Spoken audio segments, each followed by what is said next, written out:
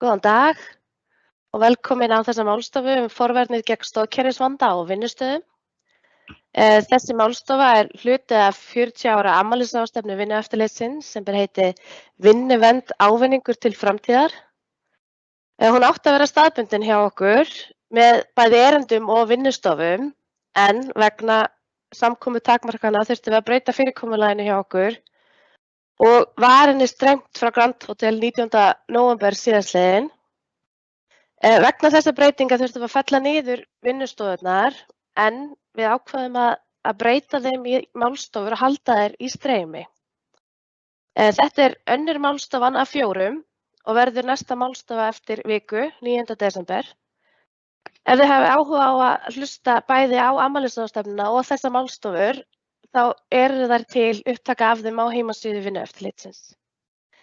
En að því sem við ætlum að tala um í dag, forvarnir gegn stoðkerfisvanda, þá erum við með 2 erindi á dagskrá og það eru þær Þórunn Sveinsdóttir og Gunnhildur Gísladóttir, sérfræðingar hjá Vinnueftirlitinu sem ætla að taka til máls í dag.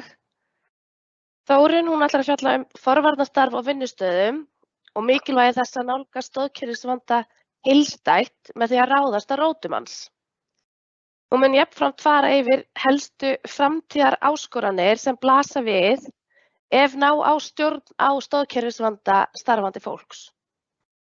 Þá kemur Gunnhildur og hún ætlar að kynna fyrir okkur hagnýtan leiðavísi að velja hann í starfi og hvernig má takast á við og hafa stjórn á stoðkerfisvanda á vinnustöðum. Hún ætlar til dæmis að fara yfir 5 skrefa ferli sem getur reynst gagnlegt bæði stjórnendum og starfsfólki í forvarnarskyni. Það hægt að spyrja spurningar hérna á hliðarstikunni, spurt og svara. Og ef tími gefst til, þá spyrjum við hérna spurningana eftir hvern fyrirlestur, en annars alltaf hægt að senda okkur erindi á heimasíðuna okkar. En þá ætla ég bara að leyfa Þórunni að taka til máls og byrja þetta. Gjörðu svo vel, Þórunn. Já, takk fyrir. Komið sæl, gaman að vera með ykkur. Ég ætla að hefja leikinn og fjalla forvarnir eins og Elsa sagði, stoðkerfisvanda á vinnustað. Eins og þið sjáu kannski á þessari glæru að þá þetta hluti af átaki sem að Vinnuverndarstofnunin í Evrópu stendur fyrir með löndum Evrópu og hefur staðið frá 2020 til 20 og mun standa til 2022. Og hér á Íslandi þá eru einhvernarorðin hæfilegt álag heilbrigt stoðkerfi. Og það ekki að ástæðulausu sem að farið í þetta átak. Samkvæmt rannsóknum sem að gerðar eru reglulega og þær eru gerðar á 5 ára fresti, núna hefur reynst örðugt að framkvæma rannsóknina vegna COVID, svo að ég með tölur sem að eru þá frá 2015 og það hefur ekki verið hægt að vinna nýrri tölur, en þannig að við munum mögulega sjá á næsta ári eitthvað nýtt í þessu sambandi. En það þannig að það eru 3 af 5 starfsmönnum sem hafa svarað þessari könnun í löndum Evrópusambandsins og fleiri löndum reyndar, þetta eru 35 lönd sem skýra frá stoðkerfisvanda. Og að vinnutengdum heilsufarsvanda þá 60% stoðkerfisvandamál, það eru sem sagt alvarlegustu vandamálin, stoðkerfisvandamálin eru 60% hlutfall af heildinni. Þannig að þetta útbreiddur vandi og viðtækur og þetta hefur í för með sér bæði þjáningar fyrir einstaklingana sem að verða fyrir þessu, kostnaður fyrir þá en líka fyrir fyrirtæki og samfélagið allt. Nú mun ég ekki í þessum fyrirlestri fara djúpt í þetta en þarna gætum við haldið annan fyrirlestur þetta. Þetta nefnilega mjög áhugavert og mikilvægt í þessu samhengi þannig að mögulega kíkjum við eftir á það síðar. En ef að litið til áhættu þáttana, hverjir eru algengustu áhættu þættirnir sem að þetta fólk nefnir, sem að spurt í þessari stóru könnun, sem að nær til 44.000 starfsmanna, þá eru það endurteknar hreyfingar með höndum eða handleggjum, það langvarandi seta og fólki eða þungum byrðum lyft eða byrðar eða fólk fært úr stað.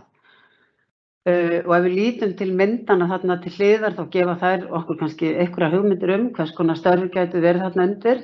Ræstingastörf eru til dæmis störf sem fela í sér mjög endurteknar hreyfingar handa og handleggja, að sitja í stórmarkaði og vinna við afgreiðslukassan, alveg það sama og þið mögulega takið eftir því að þið farið í búðina í dag. Hvernig er álagið á starfsmanni? Það er athyglisvert að velta því fyrir sér.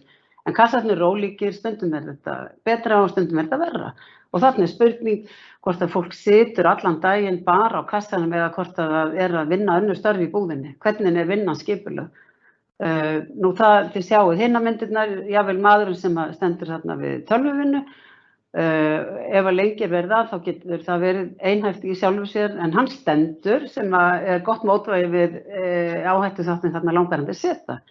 Þannig að það þið getið lesið eitt og annað út úr þessu, en það sem að vert að leggja á minnið að það ef að þessar aðstæður eru langvarandi, þessi þættir sem nefndir eru hér, að þá skapar það aukið álag á stafkerfið og þarf að huga á því. Nú, hérna sjáum við mynd svolítið hvernig algengið er og þarna er fólk að svara varðandi vinnuaðstæður sem fela í sér óheppilegt álag meira en fjórðung vinnutímans og það eru, eins og við sjáum þarna, endurteknar hreyfingar handa og handleggja. Það er algengast og það eru 3 þarna einmitt af hverjum 5 sem að segjast vinna þannig störf. Setan, og þarna erum við að bera saman tölur 2005 og 2015 og þið sjáu bara hvað það hefur aukist á 10 ára árabili og það hefur ekki minnkað síðan þarna. Og þarna er verið að vinna með tölvur við fartölvur og með snjallsíma og þarna erum við eins og þið kannski bara þekkið að eigin raun ofta að eiga við aðstæður þar sem fólk lútir höfði líka, beygir, hálsinn er að horfa á viðfangsefnið sem þá skjárinn og hann stýrir æði miklu álagið. Þannig að það er spurning þarna einmitt hversu lengi ertu að. Nú, þreytandi erfiðar vinnustellingar, óheppilegar vinnustellingar, til dæmis þegar vinnuhæðin er kolröng eins og í þessu tilliti og það er verið að beygja sig langt niður yfir verkefnið og þungar byrðar. Það eru svona þessir þættir hérna sem við sjáum hvernig hafa verið að þróast. Vissulega hefur orðið einhver pínlítil dregið úr því að fólk sé að lyfta þungum byrðum, en það er samt ansi umfangsmikið enga síður.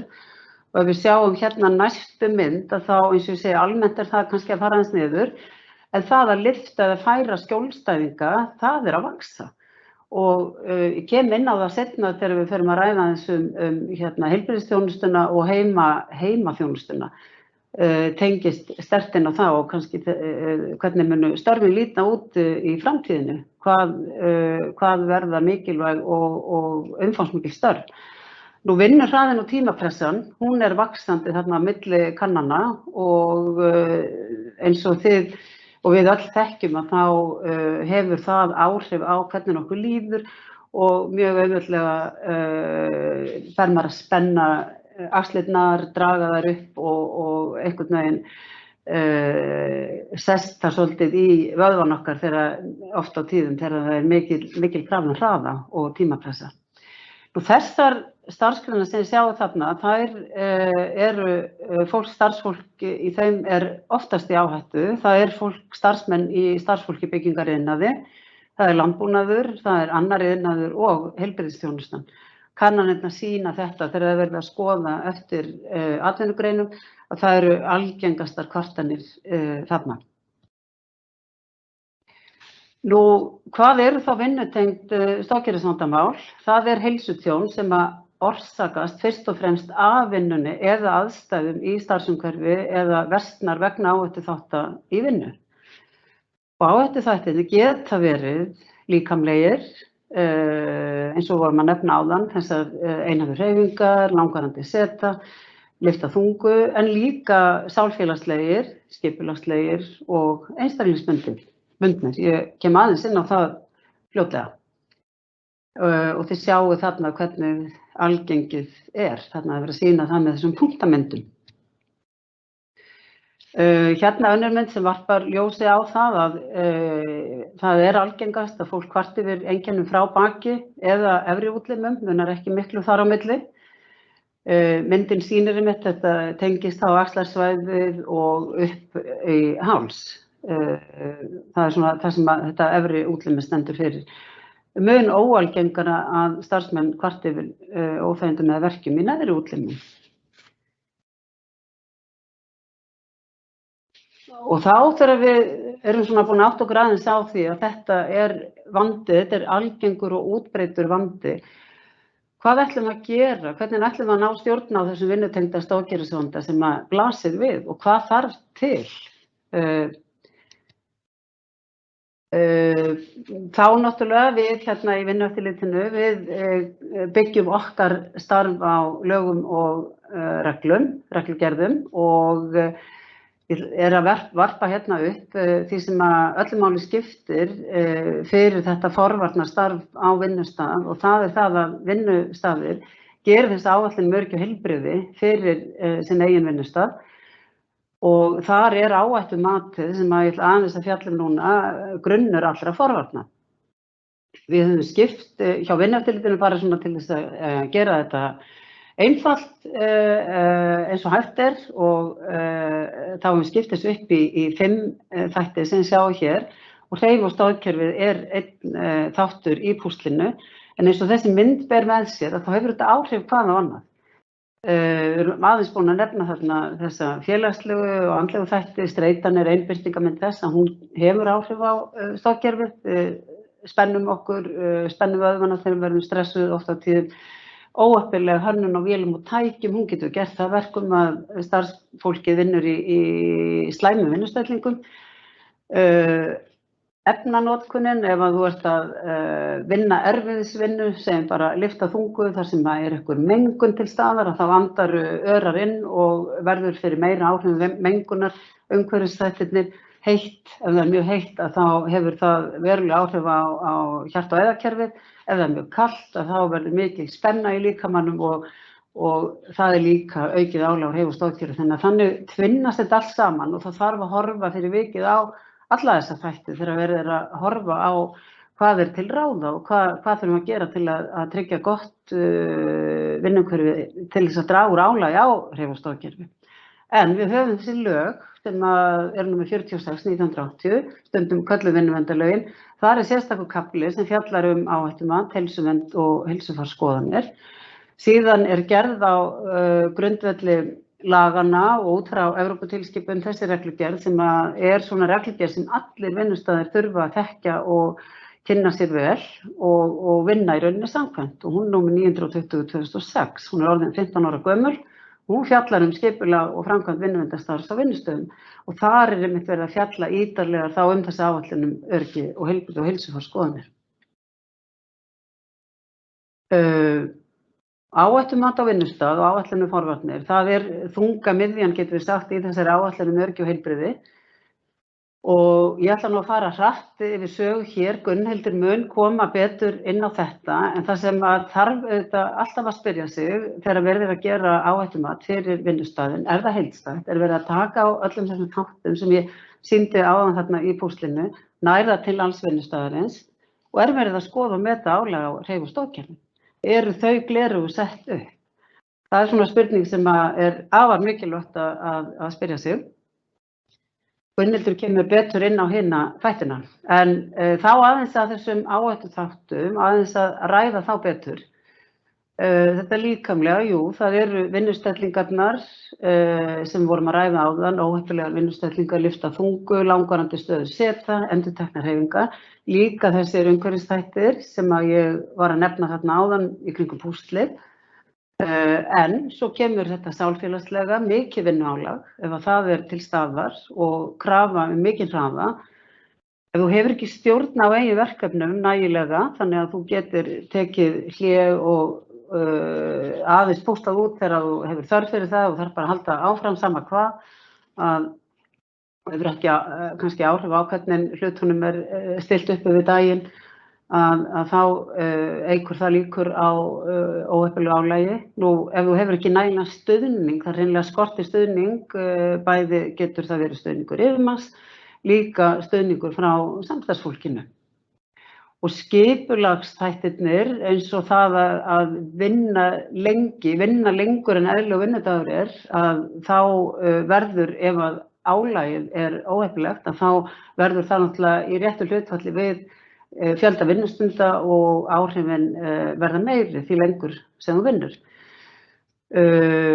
Og nú erum menn að tala styttingu vinnuvikunnar sem ætti að vera til þess fallið að kannski draga þá úr álagi, en það má auðvitað ekki vera á kostnað þess að fólk þurfa að hlaupa miklu hraðar. Það þarf þá kannski einhvern veginn að hagræða störfunum þannig að allt gangi innan þess tíma sem þetta ráðstöfunar. Nú, að fólk hafi tækifæri til að taka sín hlé, svolítið þetta, þið sjáu þetta tikkar mjög við sálfélagslegu þættina, hraði vinnunnar, þú getur haft stjórn á honum og líka ekki síst að hafa fjölbreytt verkefni. Þannig að álagi verði breytilegt. Og þá að þessu einstaklingsbundna aldur, og ég muni mitt koma inn á það þegar við fjöllum framtíðvinnunnar, að eldri á vinnumarkaði, þeim fjölgar, starfandi hlutfallslega ungum fækkar, því skiptir öllu máli að huga því að vinnustaðurinn henti fólki á öllum aldri. Gríðarlega mikilvægt, þetta verður mikilvægara. Nú líka það sé horft til þess að það vinna oft á tíðum bæði konur og kallar og öll kyn vinna ákveðin störf og búnaður og tæki og hvernig verkefni eru skipuleg þarf að henta þá fyrir sem allra flesta. Starfsþjálfunin, hún þarf auðvitað að vera til staðar og nægileg og bara stór og mikilvægur þáttur fyrir hvern vinnustað að huga vel að því og koma inn þar þjálfun í góðri líkamsbeitingu, nota léttitæki og fólk svona temji sér góð vinnubrögð leið og hönnun og skipulag vinnustaðarins þá á þann hátt sem til þarf að vera. Þetta þarf að spila saman. Nú, það þarf að hugsa þetta allt í samvinnu og samtali. Atvinnurekendur ber að sjálfsögðu ábyrgðina á því að vinnuverndarstarfið sé virkt og gangi og sé bara hluta af þessu daglega starfi, því að það á að sannarlega vera. Á stærri vinnustöðum, þar sem starfa 50 eða fleiri, þar á að vera starfandi öryggisnefnd, en þar sem starfa 10 eða 40, á bilinu 10-49, þar eiga að vera öryggistrúnaður, maður og öryggisvörður, og þeir eru svona, þetta fólk lykil starfsmenn, lykil starfsfólk með atvinnurekandanum í að vinna þessum málum brautargengi og gera þessi áætlun öryggi og heilbrigði. Nú, ef að þetta lítill vinnustaður, þá náttúrulega bara koma starfsmennirnir án þess að þeir séu skilgreindir öryggistrúnaður, maður eða vörður, þá koma þeir bara inn í þetta starf með atvinnurekandanum og síðan ef að skortir þekkingu og reynslu til þess að setja þessi mál í gang og vinna skipulega þessa vinnu, og þá eru þjónustaðilegir í vinnuvernd sem eru viðurkenndir af Vinnueftirlitinu til að veita þjónustu við að gera slíkar áætlanir, að þá þetta leita til þeirra og það list á heimasíðunni okkar og þeir geta virkilega verið góð hjálp í því að koma hlutunum á réttan kjöl og ég vil kannski segja bara hérna að hafa eitthvað sem leiðir þetta starf, hvort sem að það aðili innan fyrirtækisins eða utan, það þarf að vera eitthvað sem dregur vagnin en með fólk með sér sem að sannarlega samstarfsaðilar og að leggja málinu í lið, að hafa þessa góðu samvinnu. Og það að fyrirbyggja stoðkerfisvanda, það stuðlar að sjálfbærni vinnustaða. Þannig þá, ég kem aðeins inn á það núna á eftir og ég set hérna samasemmerki allir heilir heim, því að það sterk tengsl þarna á milli. Ef að þú vinnur markvisst að forvörnum, þá eru líkurnar á því að starfsmennirnir geti lokið bæði vinnudeginum og vikunni og starfsævinni heilir margfalt meiri. Nú ég ætla að fara hratt yfir þessa þætti sem á þessari glæru því að Gunnhildur mun fjalla meira þetta. Ég búin að tala áhættumatið, búin að nefna nýlega þjálfunin og fræðsluna, stjórnendafræðsla, þeir þurfa líka að vita og skilja og kunna og sýna gott fordæmi. Þannig að þeir eru lykil aðili þarna í þessu öllu saman til þess að árangur náist. Hönnun vinnustaða er bara, það verður aldrei ofsagt hversu miklu máli það skiptir, komum inn á það aðeins núna á eftir betur. Og við erum að tala nýja vinnustaði og það sem á að breyta eldri aðstöðu. Nú síðan eins og að styðja við líkamsrækt og hreyfingu, mjög jákvætt, en það eitt og sér, það leysir engin mál. Þannig að það getur verið svona góður plúseffekt en ekki eitt og sér. Og þá er ágætt kannski að spyrja sig hérna, hvað er gert á þínu vinnustað til að fyrirbyggja stoðkerfisvandann? Og hugsa nú bara hver fyrir sig. Mér langaði aðeins að sýna ykkur þessa mynd hérna. Þetta er glæra sem að Cecilia Berlin sýndi okkur á ráðstefnu okkar sem að Elsa minntist á afmælisráðstefnunni. Þetta er svona mynd sem sýnir okkur hvernig á að forgangsraða lausnunum, hvernig er best að hugsa lausnina, hvað skilar bestu árangri og það auðvitað fjarlægi hættuna, hana burt. Það er það sem við þurfum að leitast við að gera alltaf. Alla daga. Við höfum miklu betri stjórn á aðstæðum og það er margfalt ódýrara. Að nota persónuhlífar, það er í rauninni síðasta valið alltaf. Og þessi mynd hér, hún sýnir okkur svona æviskeið verkefnis þegar á að fara í það að hvort sem að það er að hanna nýja vinnustað eða hanna nýja framleiðsluvöru eða eitthvað slíkt skiptir ekki máli, getur verið hvað af því sem er, en það sem lítur að öryggi og heilbrigði, það þarf að koma með frá fyrstu byrjun, alveg í forathuguninni, í fyrstu skilgreiningu, það er of seint að byrja þarna í 4. áfanga að eiga við það, því það getur verið bæði erfitt eða jafnvel illmögulegt og afar dýrt. Og þarna, þar sem hringurinn er dregið, þetta eru lykil þættir þarna að huga þarna tímanlega.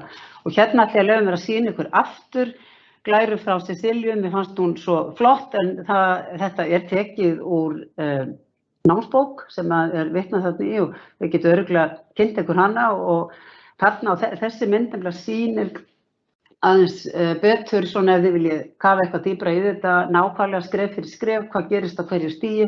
En þarna í svona hugmyndavinnunni þá er strax verið að setja ergonómiskar kröfur til vinnuaðstöðunar til þess að það verði þannig að hreyfi- og stoðkerfið verði ekki fyrir óheppilegu álagi. Þannig að byrja þarna strax og eins og segir þarna mjög dýrt í hinn endan að gera breytingar þegar að allt er komið. Við heyrðum með dæmi frá Ísafja á ráðstefnunni slíkt, þar sem að var 2-faldur kostnaður við að breyta eftir á færibandi og það sagði meira en mörg orð. Nú, ég ætla nú alls ekki að lesa alla þessa glæru fyrir ykkur en þetta er aftast í þessari reglugerð 920 og þetta eru almenn viðmið forvarnir og rauninni styður við það sem ég er búin að vera að sýna ykkur hérna á glærunum á undan að koma í veg fyrir áhættuna hannana burt, það er alltaf þar sem þú ætti að byrja að hugsa þar en það þýðir þá það þarf að hugsa þetta alveg frá byrjun, ekki í endan. Og það að móta heildstæða stefnu forvarnir sem tekur til tækni, skipulagningar vinnunnar, vinnuskilyrða, félagslegra tengsla og þátta sem tengjast vinnuumhverfinu. Það er eitthvað sem að fyrirtæki þurfa að gera, hugsa þetta heildstætt og er þá svona hluti af þessari áætlun öryggi og heilbrigði að hugsa stefnu inn í það. Evrópusambandið, það er núna með í sínum svona stefnuramma fyrir 2021-2027 að leggja áherslu á núllstefnuna og ekki bara núllslysastefnu heldur líka núllstefnu varðandi sjúkdóma. Þannig að þeir eru að stækka og víkka út núllstefnuhugtakið og kannski gott bara að byrja að hugsa það hér líka við hjá okkur. En þá langar mig í lokin aðeins að fjalla framtíðina á helstu drifkraftabreytinga og það er mynd hérna þessari skýrslu sem kom út í september í fyrra og hefur nafnið Work Today and in the Future eins og þegar við sjálfsagt heyrt og séð að þá eru allir að spá í framtíðina eðlilega Það auðvitað það sem er spennandi og áhugavert og við sjáum þarna að þetta eru norrænu vinnueftirlitin sem hafa staðið að gerð þessari skýrslu og við hérna frá Íslandi líka.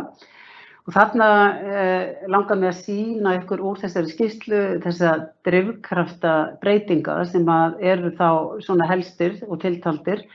Það tækniþróunin, það stafvæðingin, gervigreindin, þjarkar, smarttæki og smarttækni.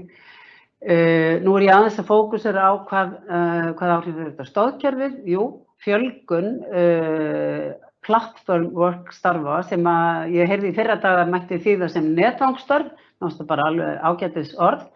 Þarna starfsmaðurinn aleinn, oft að vinna, hann heima, hann stekkur á vettvang, tekur að sér eitthvað tiltekin verkefni, hefur verið gert áhættumat, trúlega alls ekki, búið að aðlaga vinnuna þannig að það henti honum, alls ekki, eru rétt verkfæri og tól og tæki til að vinna á örgan hátt spurning, þannig að það vakna alls konar spurningar þessu tengt, þannig að þarna þarf virkilega huga að hlutum.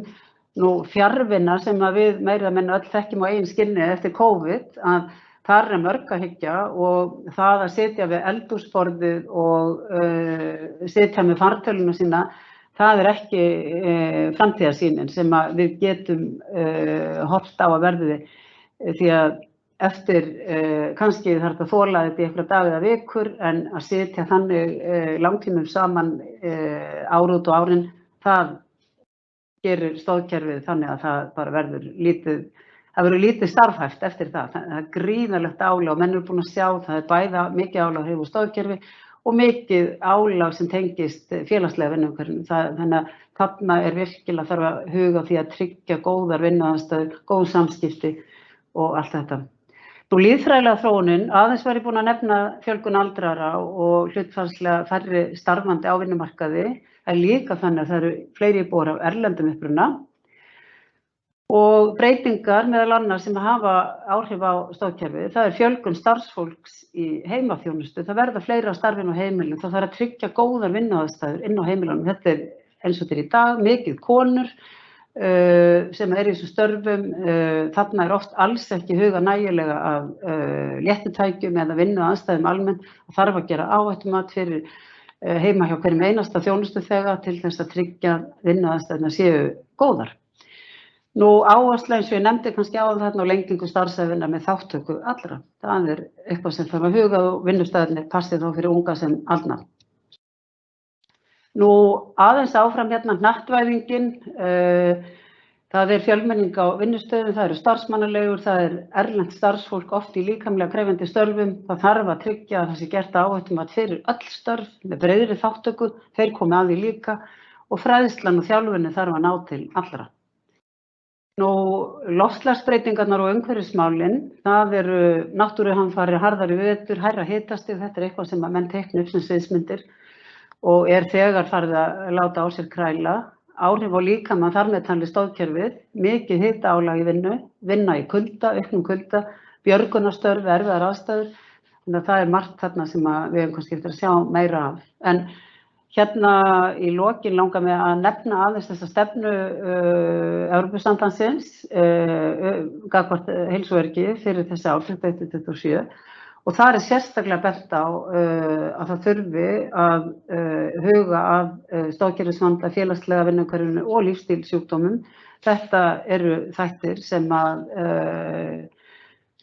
gætu vaxið enn frekar, verði ekki settur fókus á þetta og forvarnir. Og þá erum við komin hérna bara í síðustu glæruna og það kannski þarna sem ég langar að benda á sérstaklega þarna, það að það verði til þessi öryggismenning á vinnustöðum, að allir gangi saman í áttina að öryggismenningunni, að það sé samstarf, víðtækt samstarf inn á vinnustöðana og að menn muni eftir stóðkerfinu og forvarnir við hönnun og skipulag. Bara til að benda ykkur á hér, þetta inn á heimasíðunni okkar, þið finnið, held ég megi segja, og ef þið farið inn á Evrópsku vinnumenntunarstofnun þá finnið þið alls kyns verkfæri, upplýsingaefni og gagnlega hluti sem þið getur vonandi haft gleði af í vinnumenntunarstarfinu. Já, vill nú ekki síðasta glæran koma en hún fjallar kærar þakkir og spurningar.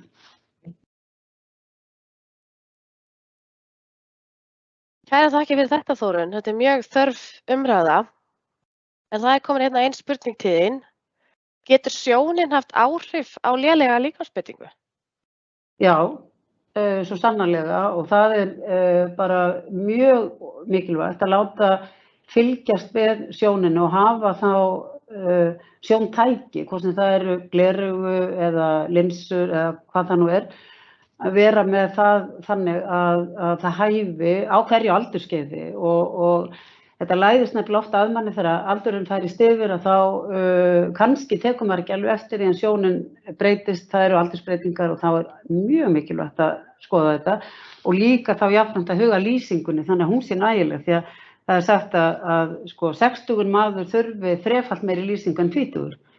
Þannig að það þarf bara að huga þessu öllu því að ef þetta ekki í lagi þá mjög hætt við því að starfsmaðurinn einhvern veginn fari að beita sér rangt.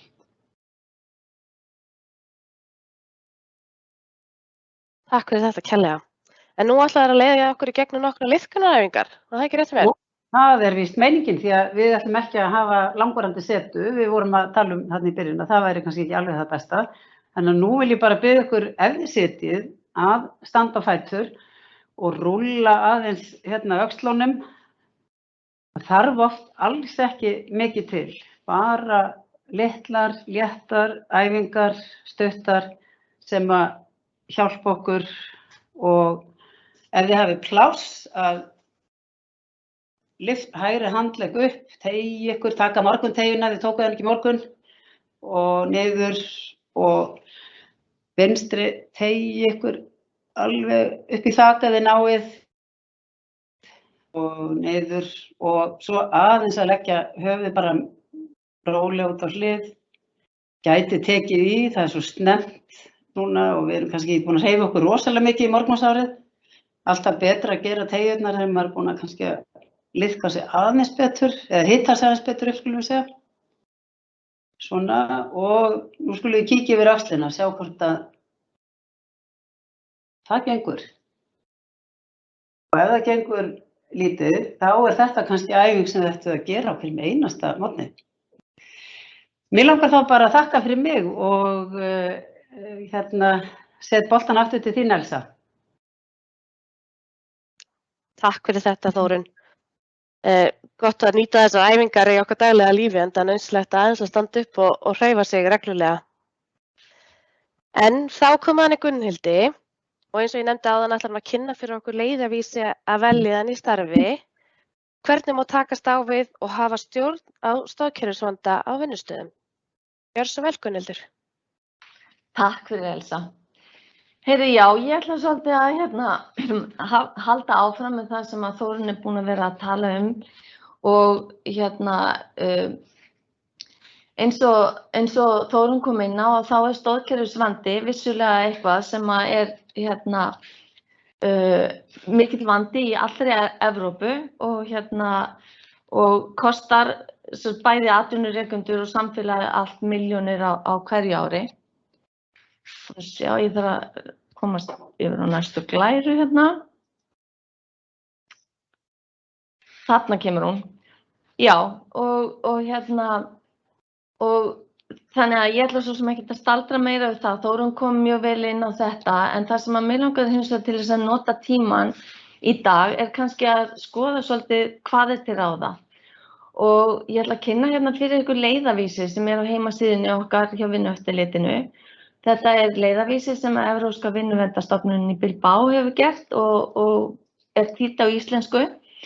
En í honum er svo leitast við aðstoða lítil og meðalstór fyrirtæki við að hanna vinnuumhverfið þar sem starfsfólk er heilsuhraust og skilar góðu dagsverki og þar sem að fyrirtækið gengur vel. Minni fyrirtækjum getur nefnilega þótt svolítið krefjandi að ná tökum á þessum atriðum og bæði í skipulagningu öryggis og heilsu á vinnustaðnum. Og þessum leiðarvísi ætlað að vera svona hagnýt leiðsögn til þess að aðstoða fyrirtækin við að koma svona kerfisbundið í veg fyrir að minnstakosti draga úr stoðkerfisvanda og sálfélagslegri áhættu og streitu sem tengir starfi. Þetta allt komið inn á í þessum bæklingi og með það fyrir huga að bæta vellíðan starfsfólks og auka framleiðslu fyrirtækisins. Nú þetta leiðarvísin sem gagnast alls konar fyrirtækjum og er náttúrulega fyrst og fremst ætlaður kannski eigendum og stjórnendum en einnig fyrir starfsfólk og fleiri geta nýtt sér hann eins og verkalýðsfulltrúar, öryggis- og heilsuverndar-fulltrúar, sérfræðingar í öryggi og heilsu og fleiri. Nú, því hvernig á að tryggja að starfsfólk sé í góðu vinnuumhverfi? Í þessum þáttum að þá bera eigendur fyrirtækjanna og stjórnendur mikla ábyrgð en alltaf náttúrulega happadrifst að fá starfsfólki með sér í slíka vinnu því að þannig verður útkoman náttúrulega best og líklegust til þess að nýtast í starfi.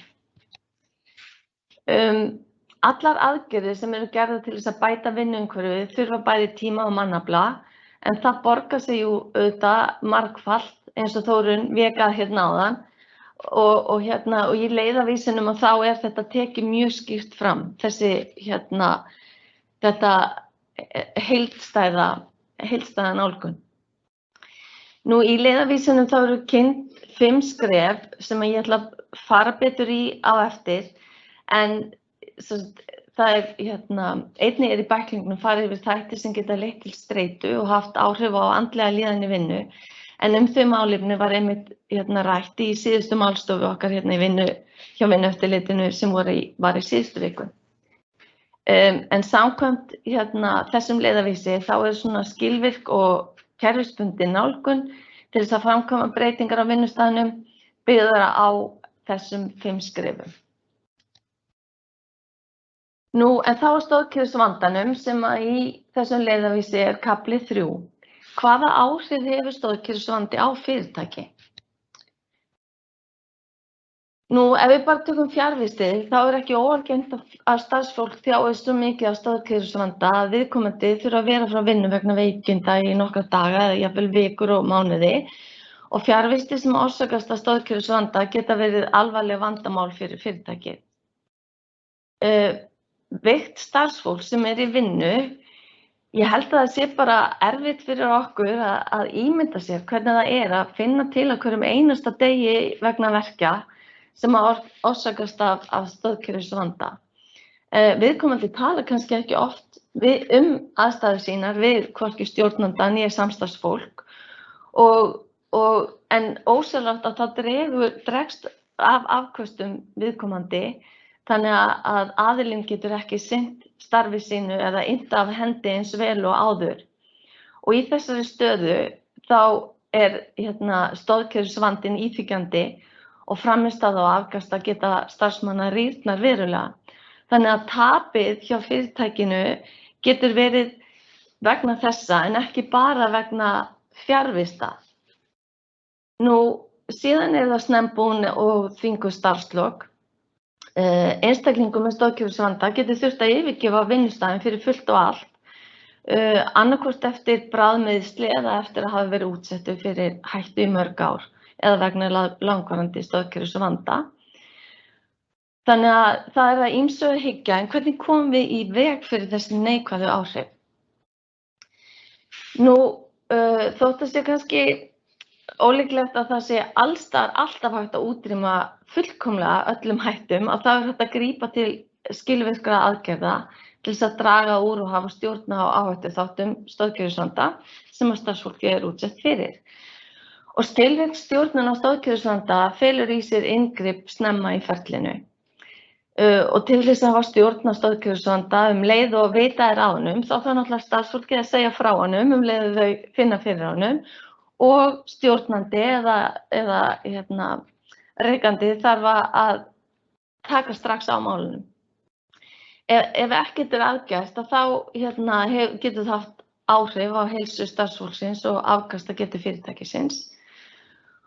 Og ef starfsfólkið þar sem það fara í veikindaleyfi vegna stoðkerfisvanda þá mikilvægt að gera því kleift að snúa aftur tilbaka á vinnustaðinn, helst í sömu vinnu en kannski hægt að finna önnur verkefni tímabundið meðan fólk að koma tilbaka. En þá að 5 skrefa ferlinu. Oft geta bara einfaldar breytingar á vinnustaðnum eða aðlögun eða stuðningskerfi hjálpa starfsfólki sem glímir við langvinnan stoðkerfisvanda að halda áfram að vinna og tryggja að starfið auki ekki við vandann. Og ég ætla á eftir að fara yfir hvert einasta skref með tillögum sem leiðarvísirinn ber upp, og það mikilvægt að hafa í huga að þetta eru auðvitað bara tillögur. Framkvæmd breytinga byggir að sjálfsögðu á hvað hentar hverju fyrirtæki eða stjórnanda eða starfsfólki. En vonandi getur þessi yfirferð mín á eftir verið einhverjum svona innblástur og aðstoða við að skilgreina aðalatriðin sem þarf að hafa í huga. Fyrsta skrefið undirbúningur. Og í þessu skrefi þá þarf í raun og veru að ákveða hvernig nálgunin við að meta áhættuna á að vera. Það undir vinnuveitanda komið að ákveða hver muni stjórna mati á áhættum tengdum stoðkerfisvanda, og það getur verið að vinnuveitandinn eða stjórnandinn, það getur verið starfsfólk, það getur verið sérfræðingur á sviði heilsu og öryggis, til dæmis þjónustuaðili í vinnuvernd. Síðan það að fara yfir möguleg úrræði, og ég með glæru möguleg úrræði, og þau geta til dæmis verið að gera einhvers konar yfirlit eða lýsingu á þeim þáttum verkefna innan fyrirtækisins sem innihalda hættu á stoðkerfisvanda. Það geta verið upplýsingar stoðkerfisvanda sem nú þegar til á borði fyrirtækisins, eins og til dæmis skrár yfir slys eða heilsu kvartanir, annaðhvort frá starfsfólki eða öðrum. Það getur verið tölfræði yfir fjarvistir og svo framvegis. Möguleg úrræði geta líka verið leiðbeiningar frá opinberum aðilum, eins og til dæmis frá Vinnueftirlitinu eða embætti landlæknis eða einhverjum slíkum aðilum. Þetta geta verið leiðavísar eða gátlistar eða handbækur sem hafa verið útbúnar í starfsgreininni.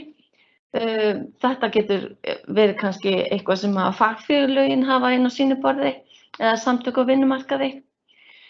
Úrræði geta líka verið vinnuverndar eða heilsuvefsíður sem taka á almennum áhættumati og sérstaklega því sem á við stoðkerfisvanda. Þetta geta verið, það þarf að fá aðila í vinnuvernd með sértæka þekkingu á hreyfi og stoðkerfi, eins og til dæmis viðurkenndir þjónustuaðilar í vinnuvernd. Og svo einnig mikilvægt að veita nauðsynlegar upplýsingar og þjálfun og stuðning til allra þeirra sem taka þátt í þessu ferli. Þannig að það eru ýmis úrræði, en svo það líka ákveða hvernig og hvenær starfsfólki upplýst gang mála og hafa það með í ráðum. Og vegna þess að þátttaka og skuldbinding starfsfólksins mikilvægt til þess að koma í veg fyrir heilsu og öryggisvandamál á vinnustaðnum. Og starfsfólkið á að fá taka þátt í öllu ferlinu, allt frá áhættumati og til eftirfylgni og mats á því hvernig til hefur tekist. Og þessi þáttaka starfsfólks getur stuðlað að þróun heilsu og öryggismenningar innan fyrirtækisins, sem mjög mikilvægt ef að endurbætur eiga endast í tengslu við stoðkerfisvandann. Því þá þarf þáttaka starfsfólksins að vera þannig að hún stuðli að breytingunum, og með opnari samskiptum að þá hægt að taka á slíkum vandamálum. Síðan þarf að ákveða hvað mun gerast og hvenær, og allir innan fyrirtækisins þurfa að skilja að það takast á við vandamál sem tengjast stoðkerfisvanda innan vinnustaðarins munu taka tíma. Og það þarf svolítið að ákveða markmiðin og gera áætlun og gera ráðstafanir fyrir þess legar að þetta verkefni fái brautargengi. Og það mikilvægt að varða leiðina og vera raunhæf hversu fljótt fyrirtæki getur unnið sig í gegnum þetta ferli. Í leiðarvísinum þá eru sett fram þessi atriði þannig að þegar viðkomandi eða stjórnandi telur sig vera búin að fara í gegnum fyrsta þáttinn, fyrsta skrefið, þá hægt að krossa við hvernig hefur gengið, og þegar allt þetta er búið að þá hægt að fara í skref 2. Ég vil bara benda á að leiðarvísinn hann tala alltaf beint til stjórnandans eða eiganda fyrirtækisins eða ábyrgðaraðila verkefnisins. Þannig að hann settur upp á svona frekar auðveldu máli og það svona, hann þægilegur í notkun. Nú skref 2, þá það sjálft áhættumatsferli. Það að segja, hér á að framkvæma skoðun á vinnuumhverfinu í tengslu við stoðkerfisvanda og það mjög mikilvægt að þessu stigi sé ákveðið hverju þarf að breyta. Þarna verið að uppfylla lagalega kröfur en allir vinnustaðir eiga að gera áætlun öryggi og heilbrigði og hér þá verið að meta þá áhættu sem að starfsfólk verður fyrir vegna vinnunar. Og það mjög mikilvægt að nota kerfisbundna nálgun við að skilgreina þessar áhættur tengda stoðkerfisvanda og ganga þannig úr skugga að allar mikilvægar áhættur og öll vandamál séu skilgreind. Og það til ýmis verkfæri til þess að meta áhættuna og slík verkfæri til dæmis að finna á heimasíðunni okkar hér hjá Vinnueftirlitinu. Svo þarf að ákveða forgangsröðun, hvaða viðfangsefni skal takast á við fyrst og þarna gott að allir setjist að borðinu, starfsfólk og stjórnendur og komi með hugmyndir hvaða verkefni eða aðstæður eru líklegasta til þess að stuðla að stoðkerfisvanda og skoða þær nánar. En skoðum aðeins áhættu þættir, hverjir geta þeir verið? Nú, Þórunn kom inn á hluta af þessum áhættu þáttum áðan, en það þarf að fara í gegnum alla þessa þætti og meta hvern og einn þeirra. Og þá þarf að skoða til dæmis, þarf starfsfólk að meðhöndla þungar byrðar og á sama tíma beygja eða snúa bakið. Og það að lyfta þungu eða lyfta oft, það skapar hættu á stoðkerfisvanda. Það mikilvægt að skrá niður hversu þung byrðin og sem að þarf að lyfta og hversu oft þarf að lyfta henni og ganga á skuggum að starfsfólk kunni góða líkamsbeitingu við að meðhöndla þessar byrðar. Nú, þrátt fyrir að líkamsbeitingin sé góð við að lyfta byrðum, þá getur byrðin verið of þung eða það þarf að lyfta henni það oft að það getur leitt til stoðkerfisvanda, þannig að þetta þarf að skoða vel. Nú þarf starfsfólk að beita afli eða þrýstingi, það getur stuðlað að stoðkerfisvanda að þurfa mikið að ýta eða toga einhverju þungu, þrýsta á hnappa, þetta getur leitt til stoðkerfiseinkenna og þess vegna mikilvægt að skrá niður hversu oft þarf að framkvæma slík verkefni og hvort að fyrir hendi eru góð handföng eða yfirborð til þess að ná góðu taki á byrðinni og líka hvort að starfsfólki sé að nota góða líkamsbeitingu við þessi störf. Nú þarf starfsfólk að endurtaka framkvæmd tiltekinna verkefna eins og Þórunn kom inn á áðan, þessi einhæfu störf þar sem verið að endurtaka sömu hreyfingar aftur og aftur. Þetta getur verið til dæmis að vinna á lyklaborði. Þetta þarf líka að skilgreina, meta, skoða, hægt að gera þetta öðruvísi, getur við breytt einhverju, þannig að það getur verið stóra áhættuþáttur. Nú þarf starfsfólk að standa eða sitja í erfiðri stöðu, og þó að líkamsbeitingin sé góð, að þá samt sem áður þarf að skoða þessa þætti, verið að standa í marga klukkutíma á dag, hægt að tylla sér, einhver þarna sem við getum breytt, bætt eða lagað, getur fólk skipst á, það ýmislegt sem hægt að gera. Ef að fólk útsett fyrir titringi, til dæmis þegar unnið með tæki eða setið eða staðið á yfirborði sem að titrar, þá getur það valdið ofálagi í líkamanum og stuðla að stoðkerfisvanda. Og þess vegna þurfa þeir sem eru með verkfæri eða búnað sem að veldur titringi að hafa tækifæri til þess að taka oft hlé og jafnvel fara yfir í önnur verkefni. Og það að til dæmis að keyra ökutæki, það getur myndað titring, þannig að það mikilvægt að geta stöðvað og kvitt sig og aðeins rétt úr sér. Nú starfar starfsfólk við slæma birtu, þá akkurat spurt að því áðan, það var góð spurning en það akkurat eins og Þórunn sagði hefur áhrif á stoðkerfið. Það líka erfitt að vinna í lágu hitastigi, miklum kulda við spennum vöðvana eða í miklum raka, það getur líka haft áhrif á líkamann. Þannig að allt þetta getur minnkað afkastagetuna og haft áhrif á vinnu okkar. Þar starfsfólk að framkvæma verkefni í þrengslum þar sem of lítið pláss. Þá þarf að skoða það hvernig hönnunin á vinnustaðnum, hægt að breyta einhverju, getum við fært þetta verkefni í annað og hentugara rými. Vegna þess að það að vinna í þröngu rými hefur áhrif á hvernig við beitum líkamanum og þar með erum við farin að hafa áhrif á stoðkerfið. Hvernig vinnusvæðið? Það til dæmis erfitt að starfa á sleipu og ójöfnu yfirborði og það getur skapað slysahættu, fallhættu. Það getur haft áhrif á afkastagetuna og það skapar álag á vöðvana að þurfa alltaf og sífellt að passa sig á hvernig undirlagið Nú hverjir eru eiginleikar hlutanna sem eru handleiknir? Eru þeir stórir? Eru þeir ómeðfærilegir? Eða eru þeir með hvössum brúnum? Eru þeir hættulegir?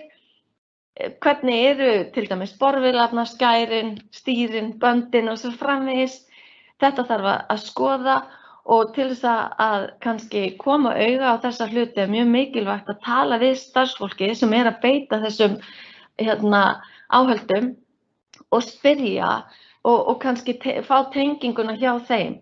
Þannig að mögulega leiðir til þess að takast á við áhættuna komi líka frá starfsmönnum sjálfum sem að beita þessum verkfærum.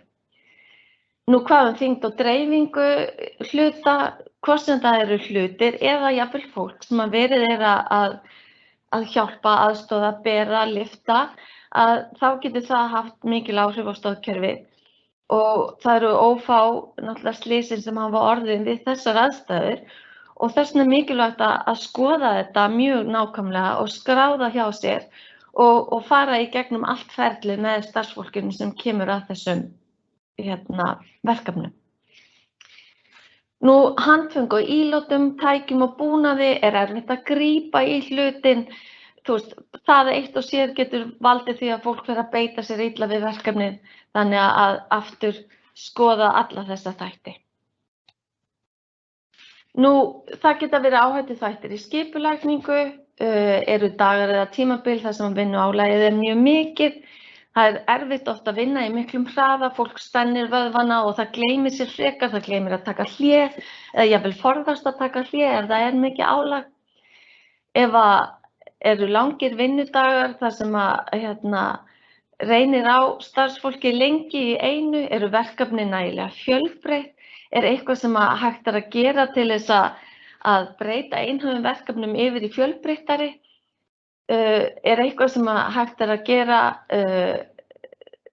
þannig að fólk sé ekki að standa lengi eins og ég kom inn á áðan, þannig að fyrirtæki þarf í raun og veru að skoða skipulagsþættina líka og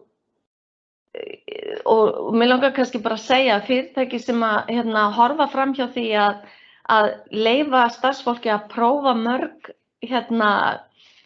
marga þætti vinnuna, þau eru svolítið að missa því að eiga og hafa fjölþætt starfsfólk, þannig að það gott kannski að dreifa þessum verkefnum frekar á milli starfsmannanna.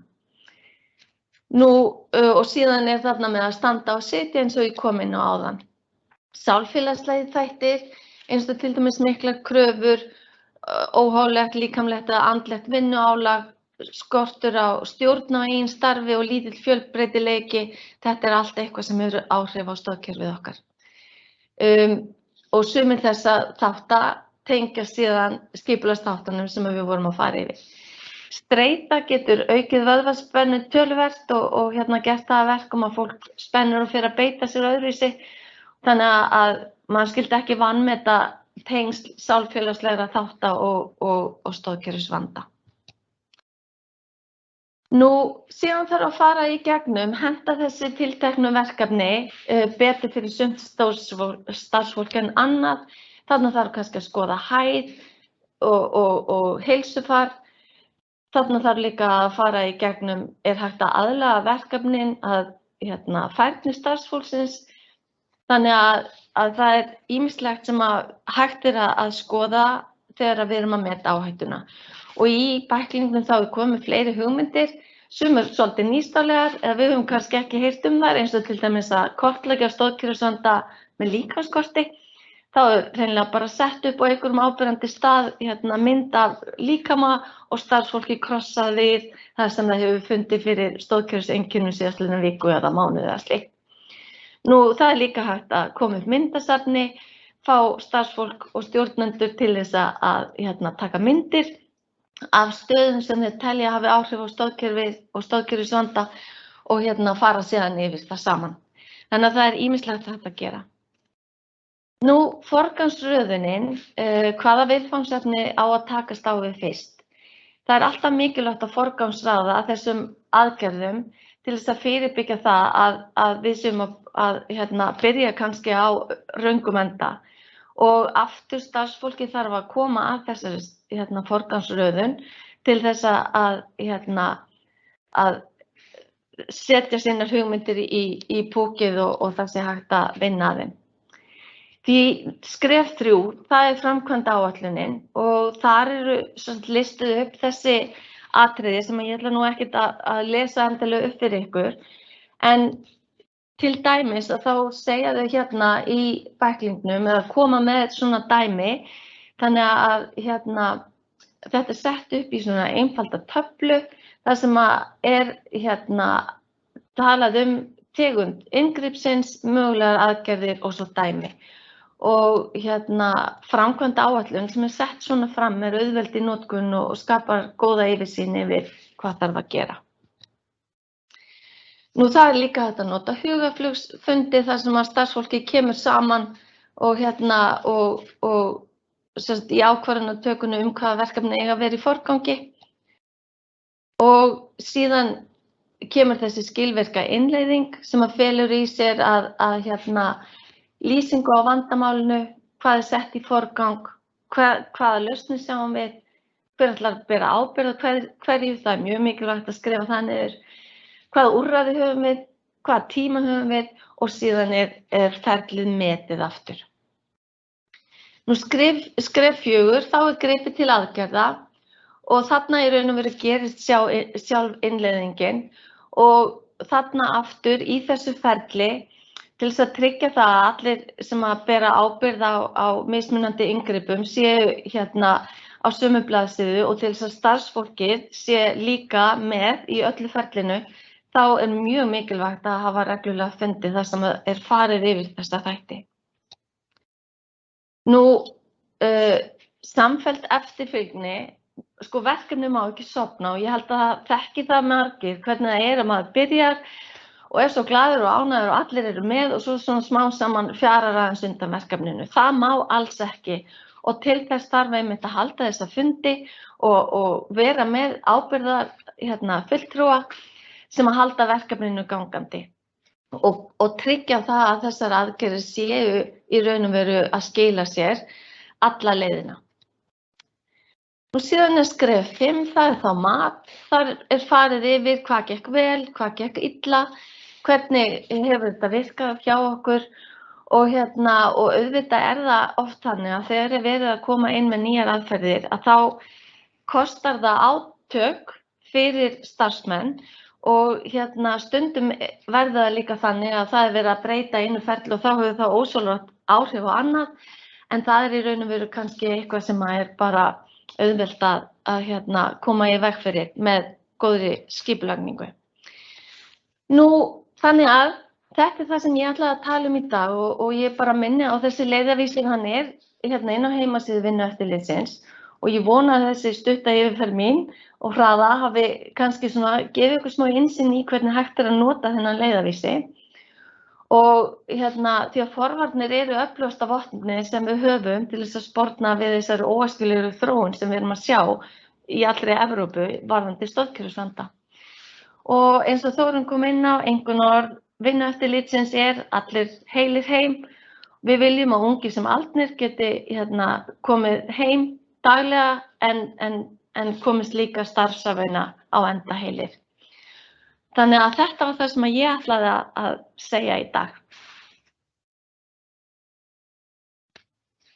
Takk fyrir þetta, Gunnhildur. Ein stutt spurning. Já. Þarf einhver sérstakann undirbúning áður en að fyrirtæki fer að nýta sér þennan leiðarvísi? Sko stuttasvarið er nei. Þetta er leiðarvísir, hann er ótrúlega, hann er á bara mjög þægilegu máli og hann hjálpar fólki algjörlega skref fyrir skref eins og ég er búin að vera að reyna að sýna og ég tel að bara allir geti tekið hann og skoðað og farið í gegnum hann. Þannig að já, nei, hann ætti að vera og hann er ekki, ég held ég bara auðveldur fyrir alla að nota. Takk fyrir þetta, Gunnhildur. En þá er tíminn okkar liðinn, en Vinnueftirlitið mun halda áfram með þessa umræðu forvarnir gegn stoðkerfisvanda á vinnustöðum og mikilvægi þess að við hugsum öll vel líkamann okkar af því að eins og bæði Gunnhildur og Þórunn eru búin að segja þá viljum við koma heil heim bæði eftir hvern vinnudag og líka í lok starfsævinnar. Þannig ég ætla bara að fá að þakka ykkur Gunnhildur og Þórunn fyrir bara frábær erindi og ykkur hinum fyrir að hlusta. Eigið góðan dag.